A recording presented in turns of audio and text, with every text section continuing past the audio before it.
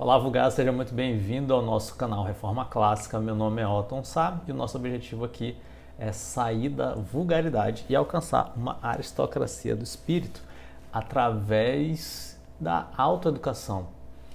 E a gente vai chegar nessa autoeducação lendo uma coleção chamada The Great Books of the Western World, publicada pela Enciclopédia Britânica. Então, se você tem interesse nesse tipo de conteúdo, já nos acompanhe aqui, porque nós não falamos somente de teatro grego, né? Apesar de que aqui no canal, a priori, a gente tem somente teatro grego. Deixa eu ajeitar aqui minha lapela. A gente tem só teatro grego, mas faz parte da nossa programação da leitura dessa antologia dos grandes livros da tradição ocidental. Então, no vídeo de hoje, a gente vai conversar um pouco sobre as suplicantes, né? Então, as minhas impressões sobre as suplicantes, né? O que foi que eu li, que eu deixei de ler, a minha impressão do texto, um resumo do texto, e eu queria pontuar algo específico que acontece ali no segundo episódio, e eu queria desenvolver um pouquinho nesse vídeo de hoje, na nossa conversa de hoje. Então, nós temos as suplicantes de Eurípides. Por favor, não confundir com as suplicantes de Sófocles. Então, nós temos o mesmo título, mas os autores, os dramaturgos são diferentes. Nós já temos vídeo aqui no canal sobre as suplicantes de Sófocles. É só você acessar a nossa playlist do Reforma Clássica e ir lá e acessar. As suplicantes lá, elas estão suplicando, elas têm um outro motivo de suplicação. Suplicação? De suplício? Não sei qual é o verbo. E aqui a gente tem um outro contexto. E eu vou já falar qual é este contexto aqui. Então nós temos o resumo da peça, que é o seguinte. Nós temos um pedido de súplica acontecendo. Então não é incomum na tradição grega, na cultura grega da época, segundo ali as histórias e segundo os mitos, algumas pessoas suplicarem, às vezes por abrigo, às vezes reivindicarem algum tipo de justiça, né? Suplicarem de acordo com as leis divinas. Então chega um estrangeiro ou chega uma pessoa da cidade, vai até um templo sagrado e começa a fazer uma súplica, começa a fazer uma oração, um pedido. Outras vezes pode chegar diretamente ao governante, né, ao rei ali, ao monarca, e fazer a sua súplica, fazer o seu pedido. Então, não é algo incomum da cultura grega a gente ter esse tipo de contexto acontecendo, né? Então, talvez você já tenha assistido alguma série que retrate a cultura grega, ou talvez você já tenha assistido alguma série em que os súditos vão lá, existe uma audiência pública, vamos dizer assim, e os súditos vão até o rei e fazem um pedido. Rei, está acontecendo isso daqui, isso daqui, isso daqui. Será que tu podes me ajudar? E o rei vai lá e ajuda ou não. Então nós temos este contexto de súplica. E aqui nessa peça especificamente nós temos Adastro, eu vou já falar quem é Adastro, e as mães argivas suplicam a Etra. Quem é Etra?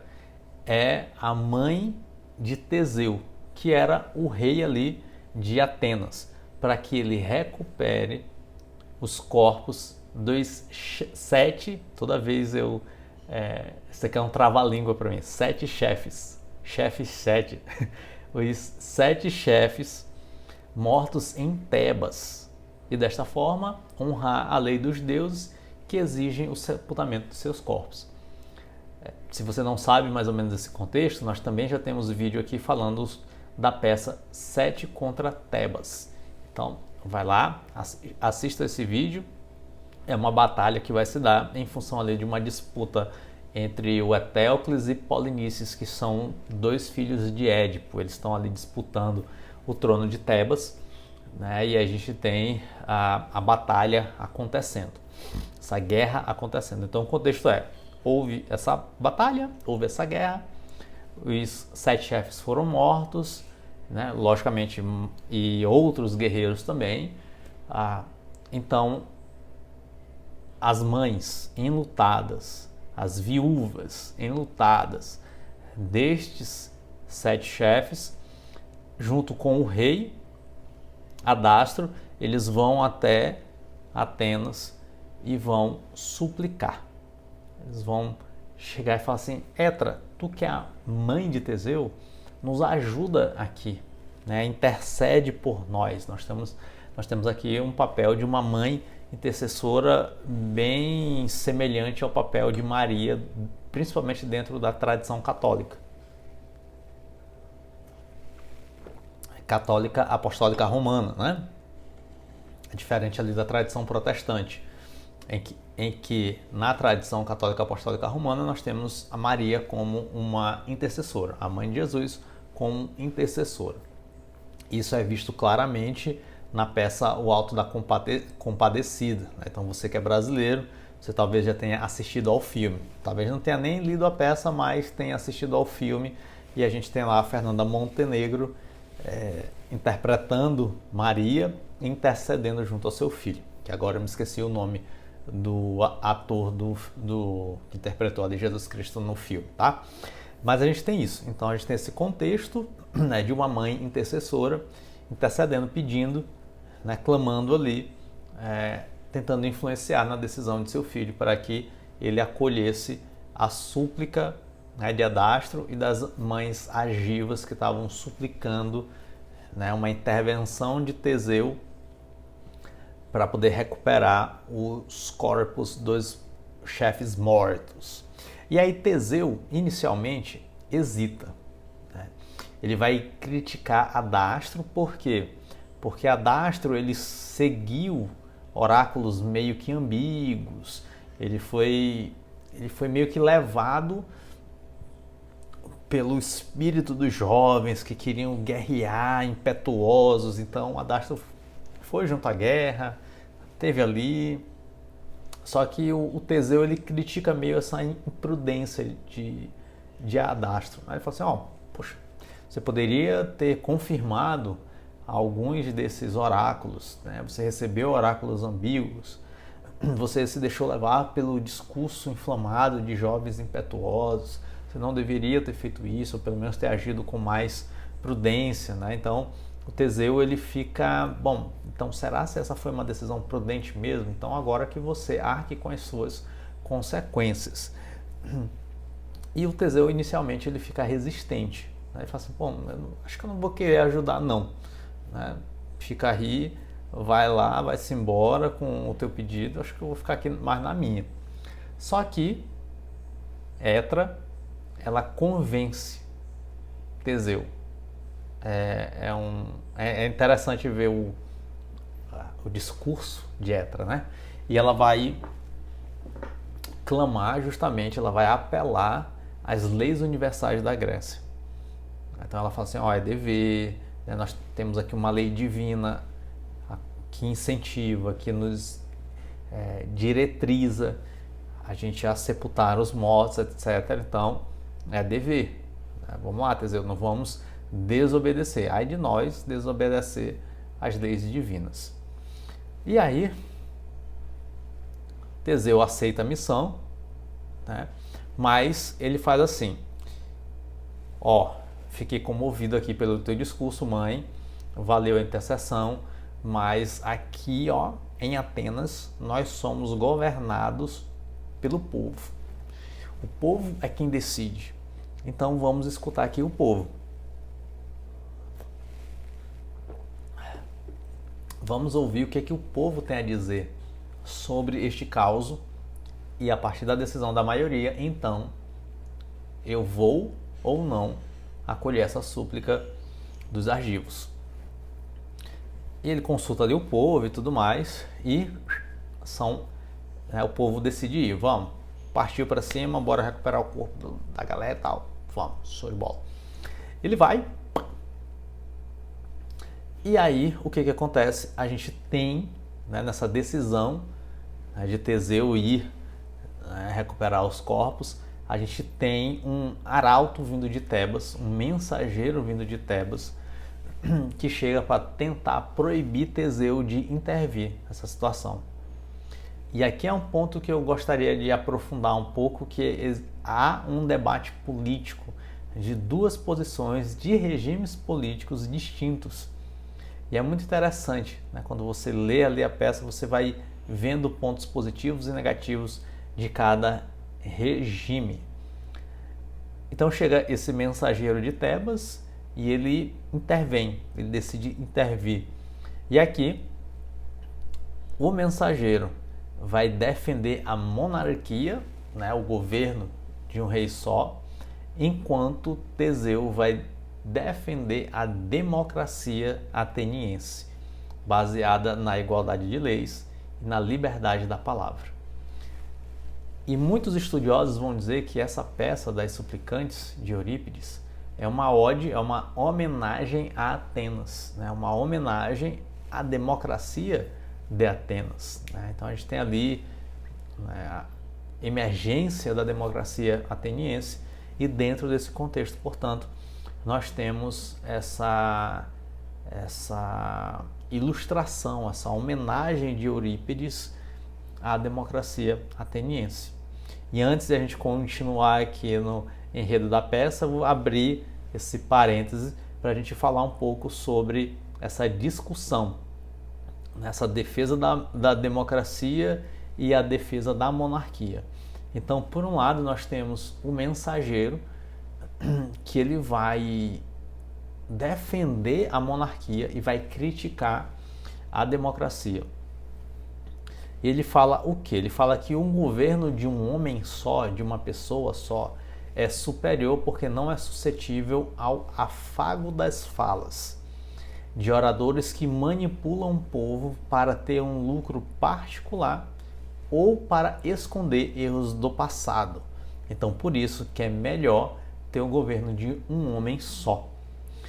Um segundo ponto que ele vai criticar a democracia vai ser no aspecto de uma incapacidade do povo de escolher. Então o arauto vai defender que a massa não tem condições de dirigir a cidade com retidão. Por quê?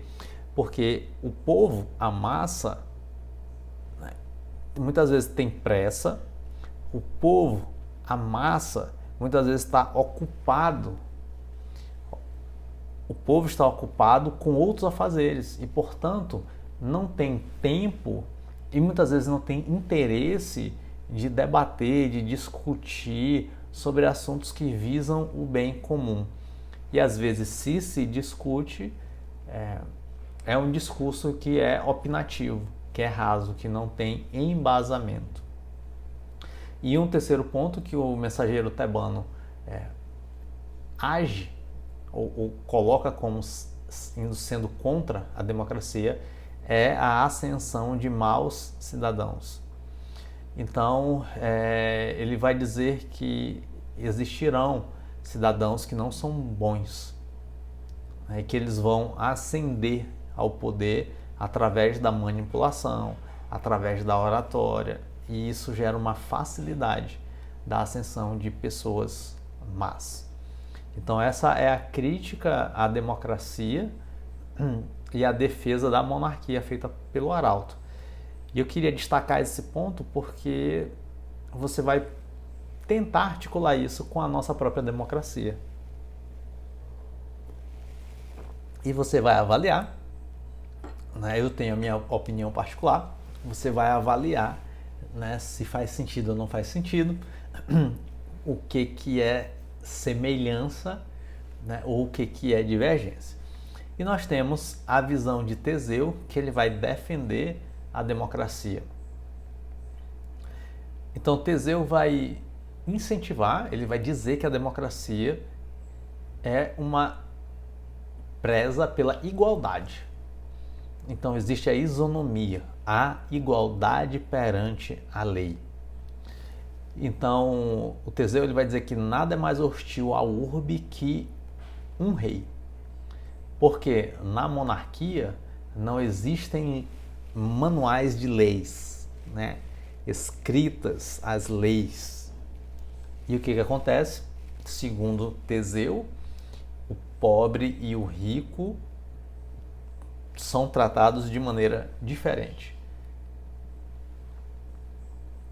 E na democracia nós temos, com as leis escritas, nós temos o pobre e o rico possuindo a mesma justiça. Então a lei funciona para o rico e a lei funciona para o pobre.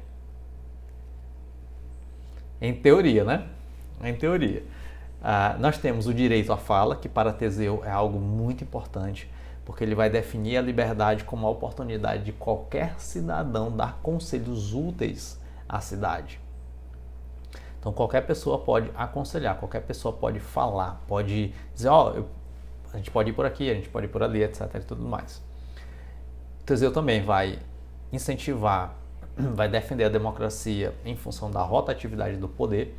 Então ele vai destacar que em Atenas o povo manda em turnos anuais, sem conceder privilégios máximos à riqueza, permitindo que o pobre tenha essa igualdade de participação.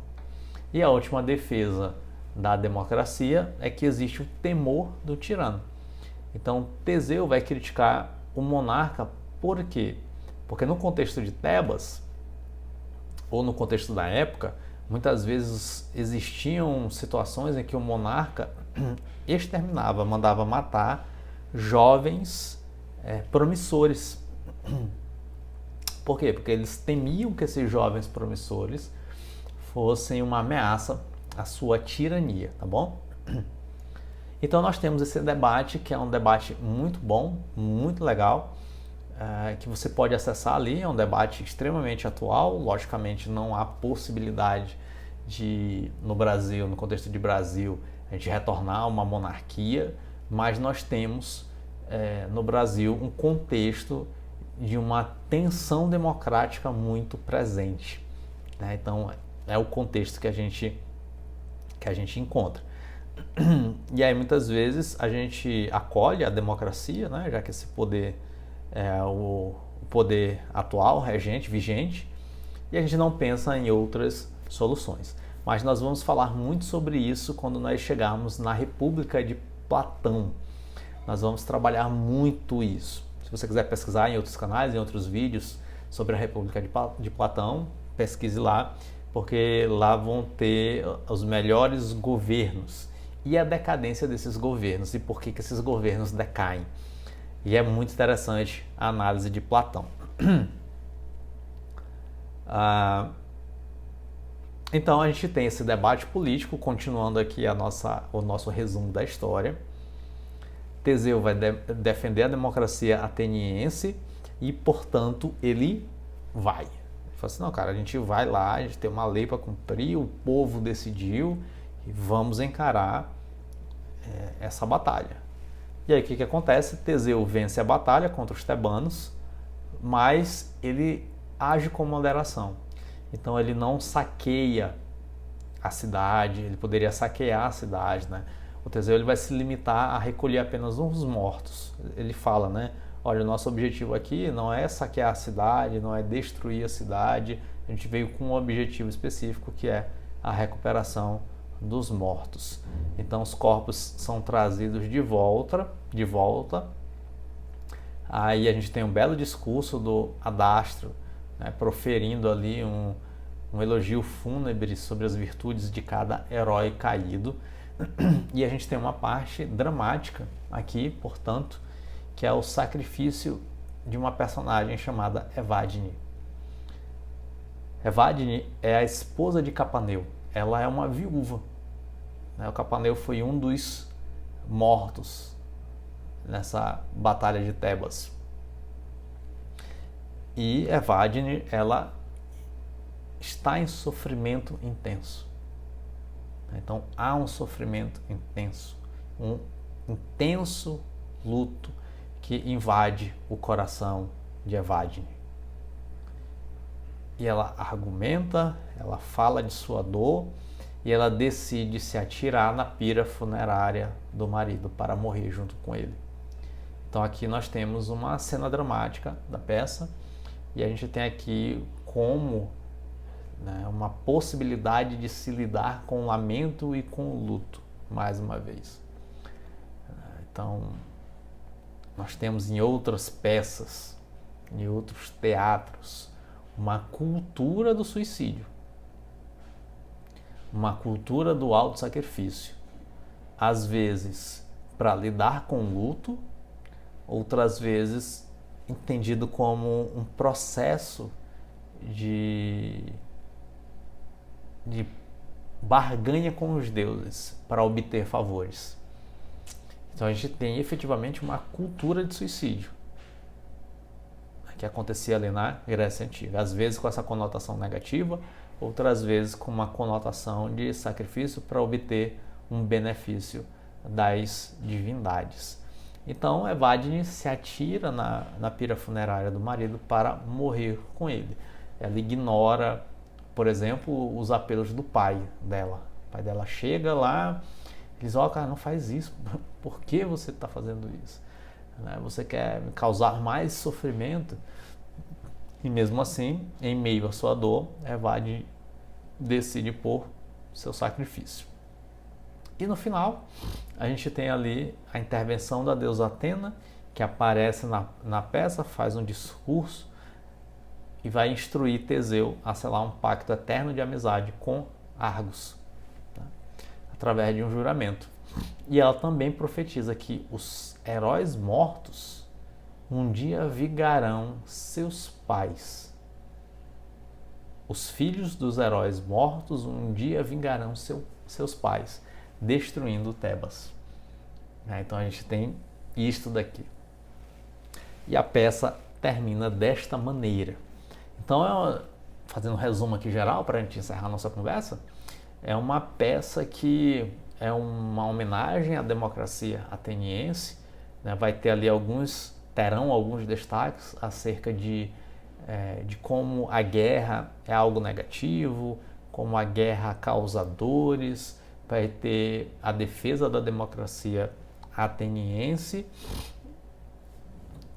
e a gente tem, né, esse desenrolar dessa peça, finalizando a peça, né, com essa profecia de Atenas. Atenas aparecendo, ela intervindo, você vai fazer uma aliança e aí mais na frente Tebas será destruída. Você não destruiu Teseu, tudo bem, mas os filhos dos heróis mortos haverão de se vingar de Tebas.